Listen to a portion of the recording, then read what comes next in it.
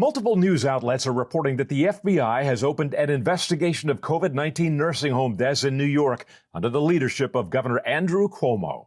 A timeline of events lays out a stark contrast between the advice he offered to his own family and his TV journalist brother and the orders he imposed on New York nursing homes.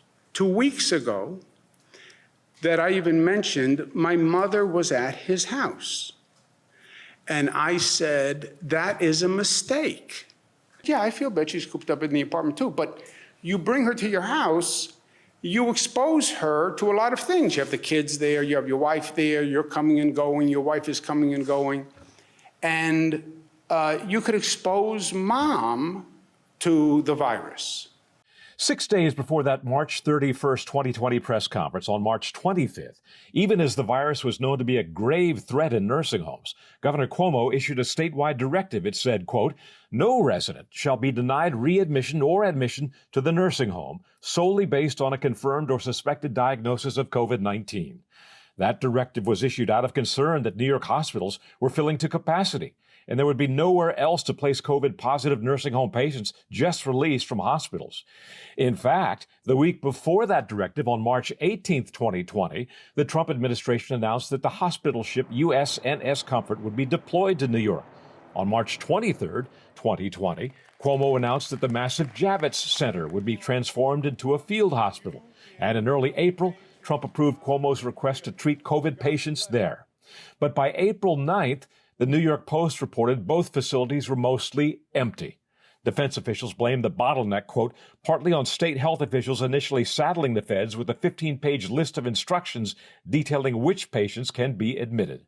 And on March 17th, 2020, Governor Cuomo was tested for coronavirus himself to encourage more New Yorkers to be tested. This was the actual swab that was being used to fit up that double-barrel shotgun that you have mounted on the front of your pretty face. As the Cuomo brothers joked about nasal swabs, in mid-May, the federal government began requiring nursing homes to provide data on COVID-19 deaths. Cuomo defended his state's record, claiming New York ranked 35th among states in per capita nursing home deaths.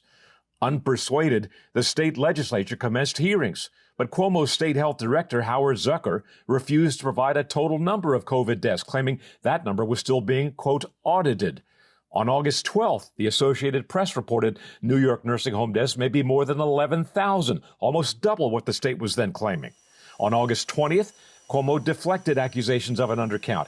He said, quote, if you die in the nursing home, it's a nursing home death. If you die in the hospital, it's called a hospital death. But pressure mounted. Citing the AP tally of August of more than 11,000 deaths in early September, President Trump accused Cuomo of grossly undercounting nursing home deaths. A month later, the Department of Justice undertook an initial probe, noting New York was the only one of the states not to include hospitalized nursing home patients among death totals. On January 28, 2021, Cuomo's defense collapsed when State Attorney General Letitia James, a Democrat, released data that found the state was undercounting nursing home COVID-19 deaths by 50%. 2 weeks later, on February 11th, the New York Post reported that in a phone call, the governor's secretary, Melissa DeRosa, apologized for misleading state Democratic lawmakers.